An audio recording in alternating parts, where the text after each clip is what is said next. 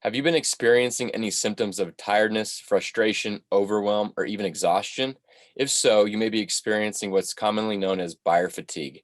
We'll take a deeper look into how you can relieve your symptoms in this month's housing update next.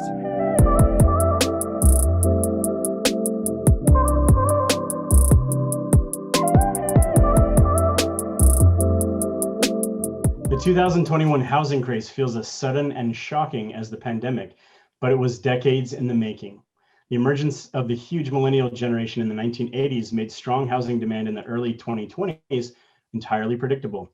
The Great Recession's clobbering of the construction industry made today's housing shortage equally foreseeable, that according to The Atlantic.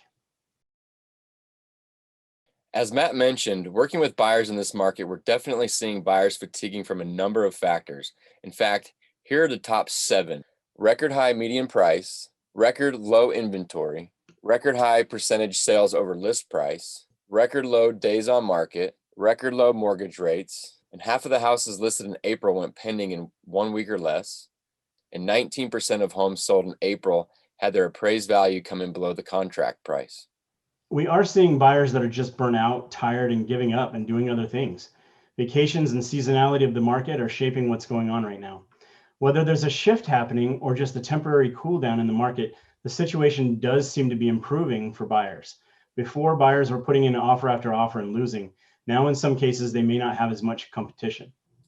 Typically, we see a slowdown around the 4th of July when people start to focus more on summer vacations and the start of the school year being right around the corner as opposed to home shopping. That break in the market came a bit earlier this year.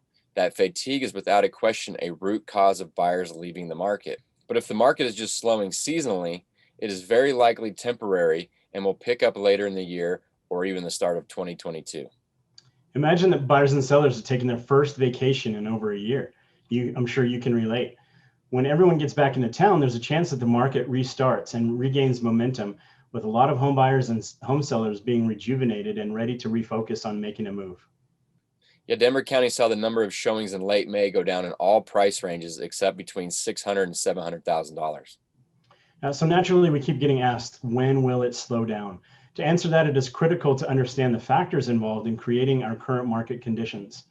Bill McBride of Calculated Risk said, "It's not clear to me at all that things are going to slow down significantly in the near future. In 2005, I had a strong sense that the hot market would turn and that when it turned, things would get very ugly. Today, I don't have that sense at all because of all the fundamentals are there. Demand will be high for a while because millennials need houses. Prices will keep rising for a while because inventory is so low." End quote. Many agents agree that if you were considering buying a house this year but worry about struggling in this market, now might be the perfect time to jump back in and make that winning offer. Is it possible that homes have just been undervalued? According to this graph by Black Knight, housing is still relatively affordable. Locally in June, the average price of a home in the Denver metro area reached another all-time high. The average close price for homes was over $642,000, up an unheard of 27% year over year and up 4% from last month. Single-family residences sold for an average price of nearly $727,000, up 30% year over year. The price of multifamily condos and townhomes was up 18% from June of 2020 at an average of almost $437,000. In June, sellers added over 7,600 new listings to the market, which is 4% more than last year at this time and 18% more than last month. It's nice to see the influx of new listing options for buyers, but buyer demand keeps gobbling them up. We currently have about 2 weeks of inventory, which is quite a bit less than this time last year, however. It's about 3 weeks fewer to be specific. That number is unchanged from last month. In June, homes spent an average of 10 days in the MLS, 15 days fewer than last June, and 1 day fewer than last month. On average, single-family residences were on the market for 8 days, while multifamily condos and townhomes were on the market for 13 days. The median number of days a home spent on the market in June was 4, 5 days fewer than June of 2020. The Denver metro area this June, 6,500 homes closed, 4% more than we saw last June and 15% more than last month as strong demand from buyers continues. In June, the count of listings in pending status was 9% lower than last year, but up 2% from last month. Year to date, this has been one of the busiest housing markets on record, with competition for the limited inventory incredibly high. At just over 30,000, the count of closed listings is higher than we've ever seen in the first 2 quarters of any year. Following suit, prices are also at record highs. Although the count of new listings is strong, it cannot keep pace with demand, keeping supply of the inventory at the 2-week mark.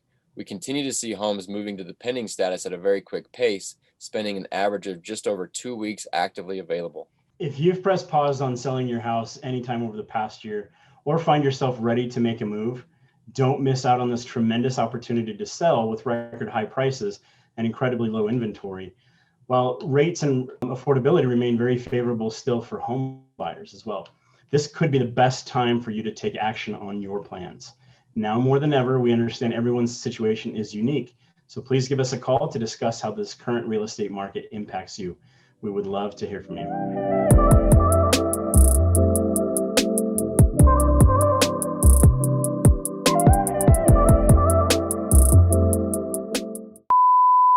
Year to date, this has been one of the busiest housing markets on record, with competition for the limited.